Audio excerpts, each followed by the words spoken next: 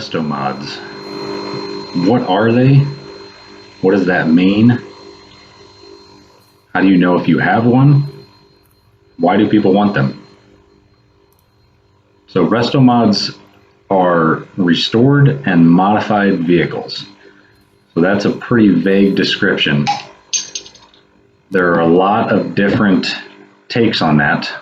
What it means to be a Restomod, what qualifies, what all you have to do to a vehicle to make it a Restomod status is very, very debatable. Again, Restomod is just a restored and modified vehicle. So you could argue that changing a set of wheels on a vehicle while you restore it makes it a Restomod. Most people consider Restomods to be more modified than that. They're going to be modified in mechanical ways, your engine, your transmission, steering, suspension, brakes, things like that. Some people think that a car is not a Restomod unless you've touched all of those components and modified all of them. So taking out the stock 350 that's carbureted and putting in a modern LS, fuel injected engine with AC, changing over to four-wheel disc brakes, updating the suspension with adjustable coilovers, or adding rack and pinion steering, things like that are what some people consider Restomods to be.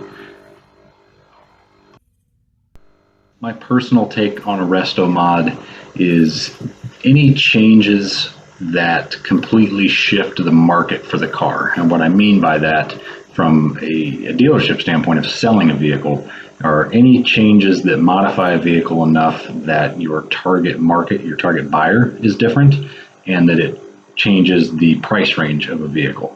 So, for example, changing a set of wheels is not necessarily going to change your target market or the price range, because most people understand taking off a set of wheels and putting on a more stock set of wheels or something you prefer is not hard. It's not expensive. A lot of times when guys put on larger aftermarket wheels, those wheels are actually worth more than what the stock wheel will cost. So you can take those wheels, sell them, and buy the wheels that you prefer. So that doesn't really drastically change the market or the value of the vehicle.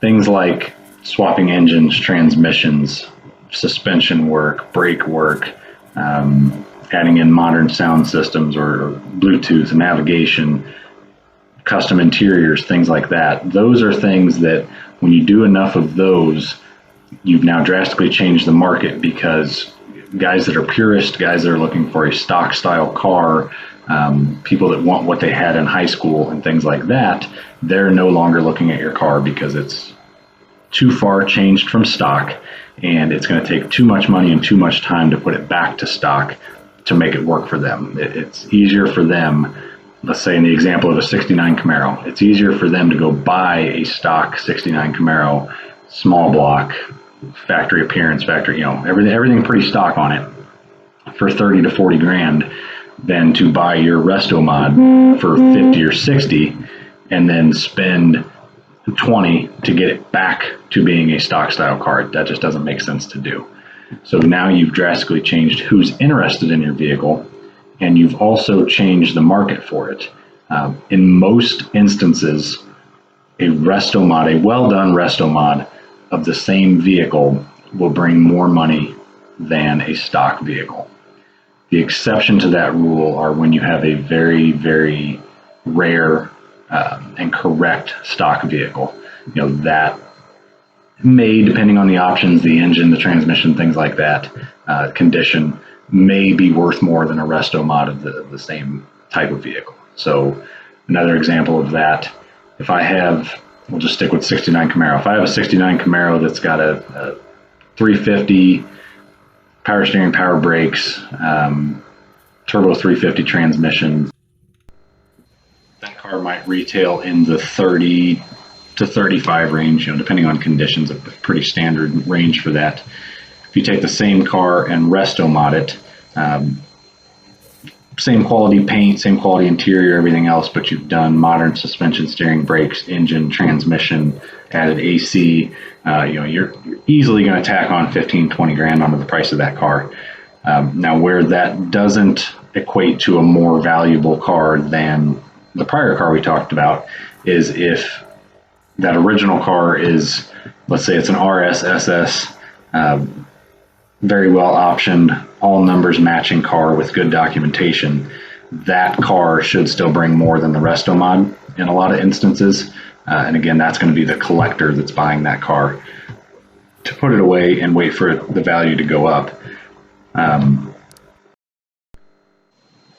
So Restomods, they're not everybody's cup of tea, but there's definitely a growing market for them.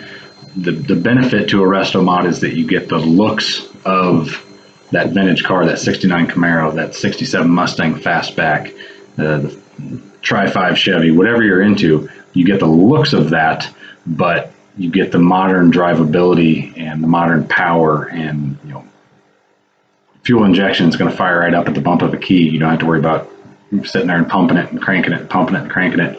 Modern AC, modern braking, steering, suspension, all that stuff, just a better ride overall. Again, that's not for everybody. A lot of people are trying to relive something they had in the past, and they want it to start and run and drive just like it did back then. So some of what you'll see, at least what I've seen in that market, is that some of it's the younger guys just now coming into being able to afford a classic car that don't necessarily want to mess with carbureted and some of the lower horsepower numbers and harder to stop, harder to steer, things like that. So they want all those modern amenities but wrapped up in a classic muscle car package. Let us know your thoughts on this. Do some comments below. Tell us what you think a Restomod is. If you've got a Restomod, maybe you've got a video of it, share the link with us. And as always, make sure you subscribe to our videos. Thanks for watching.